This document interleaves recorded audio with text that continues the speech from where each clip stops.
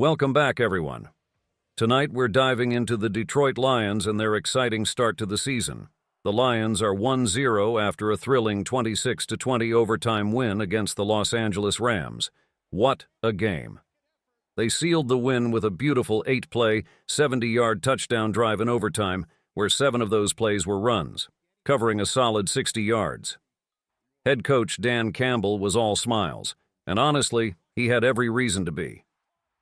Jared Goff was steady, but David Montgomery, especially in the fourth quarter and overtime, looked like an absolute beast. But the biggest highlight? Jameson Williams had his first ever 100-yard receiving game, finishing with 5 catches for 121 yards.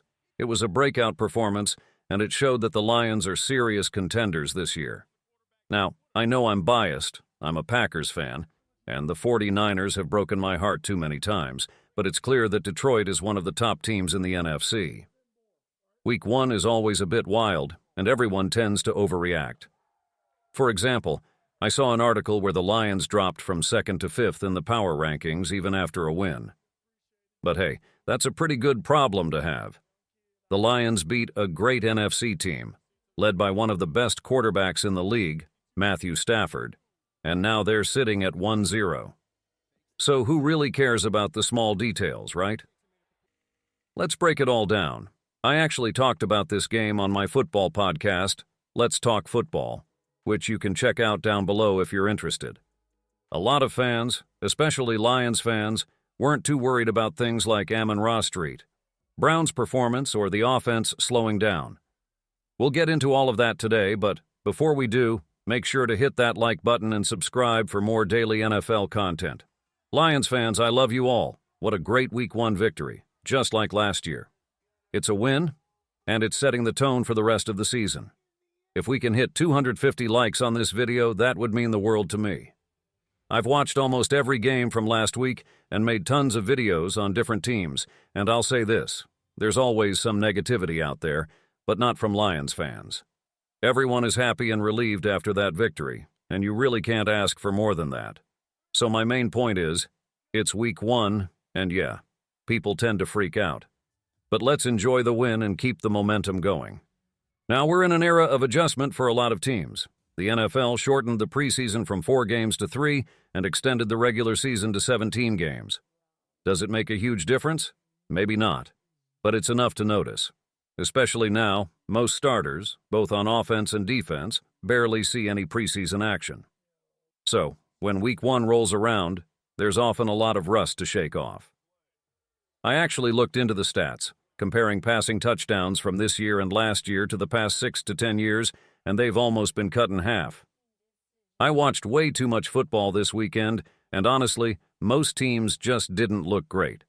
Even in games like the Chiefs taking down the Ravens, who were in the AFC Championship last year, Chiefs fans were still in my comments complaining that their team wasn't perfect.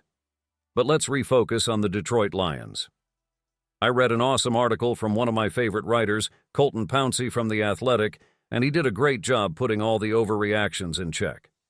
To be clear, the overreactions weren't really coming from Lions fans, but I get why there might be some concerns, particularly about Sam Laporta and Amon-Ra St. Brown.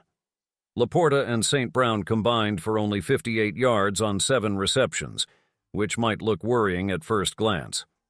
Let's break it down, though. Jared Goff went 18 of 28 for 227 yards, a touchdown, and an uncharacteristic interception. St. Brown was targeted 3 times and caught all 3 for just 13 yards.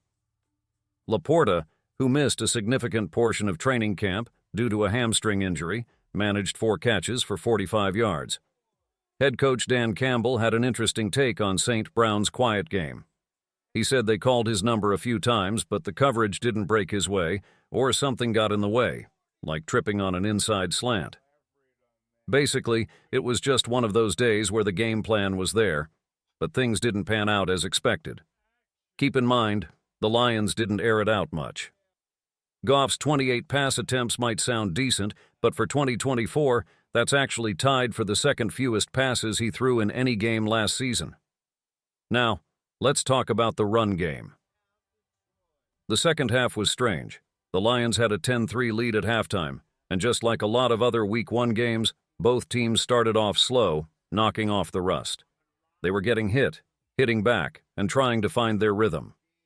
But what really stood out was the Lions' overtime performance. In overtime, they ran the ball on 7 of their 8 plays, racking up 60 of their 70 total yards.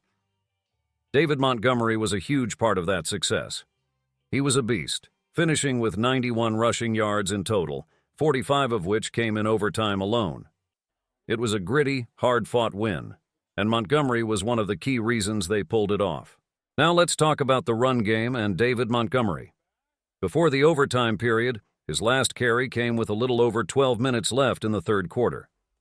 Sure, we saw some action from Jahmyr Gibbs. He ran the ball 11 times for 40 yards and a touchdown and had 74 total yards from scrimmage on 15 touches. But most of that came from the passing game. He only had 40 rushing yards. What we'd love to see is more commitment to the run, especially with Montgomery. Jared Goff had 217 passing yards, but he only attempted 28 passes, meaning they shifted away from the ground game. Looking ahead, though, I expect them to really lean on the run against the Tampa Bay Buccaneers defense, a unit that prides itself on stopping the rush.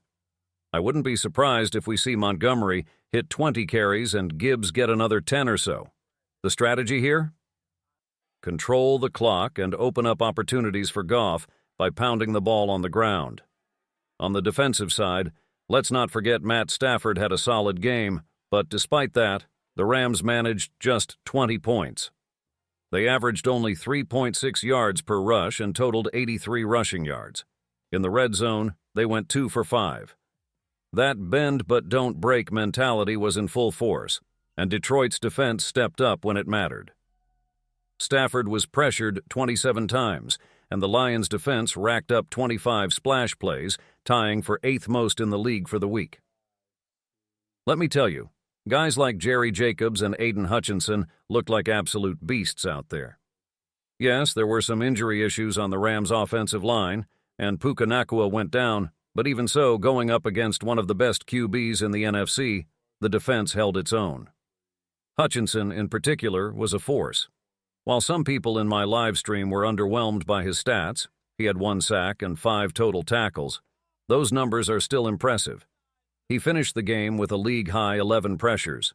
His pass rush win rate was an insane 47.7%, which is 14% higher than the next best edge rusher. His PFF pass rush grade came in at 95.7. For context, last season he averaged 5.9 pressures per game with a win rate of 21.3%. So this was a standout performance for Hutch. Bottom line, the defense looked solid. It's week 1, and as much as we want to nitpick, both the offense and defense did enough to secure a hard-fought win in overtime. I'll take that any day, and I know you will too. Thanks for watching, guys. Be sure to hit that like button and subscribe for more daily NFL content. Another Lions video will be coming your way soon, so stay tuned. Peace.